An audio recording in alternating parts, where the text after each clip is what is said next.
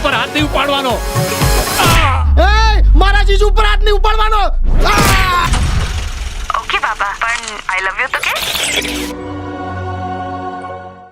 Options રમીને future set થશે કે અપસેટ?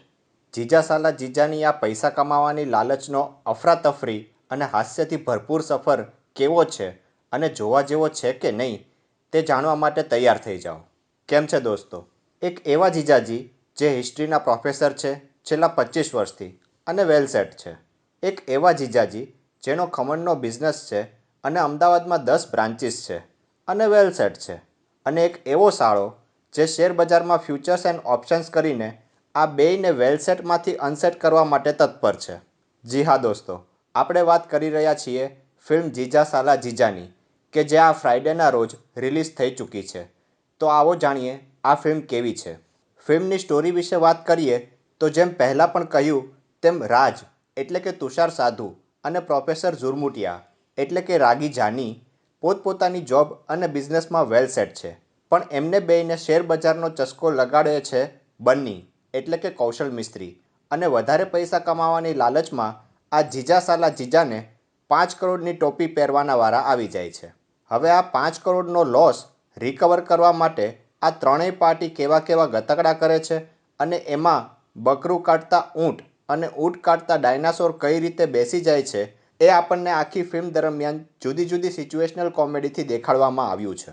ફિલ્મના પ્લસ માઇનસ પોઈન્ટની વાત કરીએ તો ફિલ્મ સ્ટાર્ટિંગથી લઈને એન્ડ સુધી તમને હસાવે છે અને આપણે ટ્રેલર રિવ્યૂમાં જેમ કહ્યું હતું તેમ આ ફિલ્મને આપણે પ્રિયદર્શનની હેરાફેરીના લેવલની ફિલ્મ કહીએ તો એમાં કશું જ ખોટું નથી.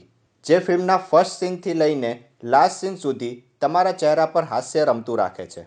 રાઇટર ડાયરેક્ટર વિપુલ શર્મા પૂર બહારમાં ખીલ્યા છે અને ફ્રેન્ડો કે કર્મા વોલેટમાં જે મિસ્ટેક્સ કરી હતી તેને ઓવરકમ કરીને એમના ફેવરિટ કોમેડી જેનરમાં તેઓએ ખરેખર કમાલ કરી દેખાડી છે.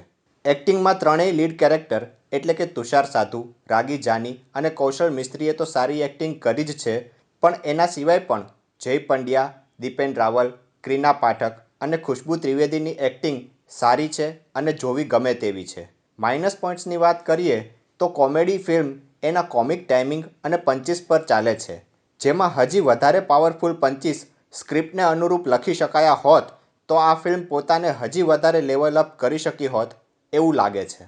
રેટિંગની દ્રષ્ટિએ વાત કરીએ તો સ્ટોરી અને ડાયલોગ્સ માટે 1 સ્ટાર, એક્ટિંગ અને ડાયરેક્શન માટે 1 સ્ટાર, સ્ક્રીન પ્લે, BGM અને મ્યુઝિક ખાસ કરીને હોકલિયા માટે 1 સ્ટાર, પ્રોડક્શન વેલ્યુ અને પૈસા વસૂલ કોમેડી માટે 1 સ્ટાર, એમ કરીને ટોટલ આ ફિલ્મને 4 સ્ટાર આપી શકાય. ઇન શોર્ટ, આ વીકેન્ડમાં જો પૈસા વસૂલ, કોમેડીથી ભરપૂર અને એક સારી ગુજરાતી ફિલ્મ જોવી છે કે જ્યાં બિલો ધ બેલ્ટ નહીં પણ એક સારી સિચ્યુએશનલ કોમેડી છે તો આ ફિલ્મ ચોક્કસ અને વિથ ફેમિલી જોવા જેવી છે. આ સાથે જ જો તમે આ ફિલ્મ જોઈ ચૂક્યા છો તો તમને આ ફિલ્મ કેવી લાગી એ કમેન્ટ કરીને જરૂર જણાવશો. ગુજરાતી ફિલ્મોની અવનવી અને લેટેસ્ટ અપડેટ જાણવા માટે હંમેશા જોડાયેલા રહો ફિલ્મ રિવ્યૂ ગુજરાતી સાથે. જય જય ગરવી ગુજરાત.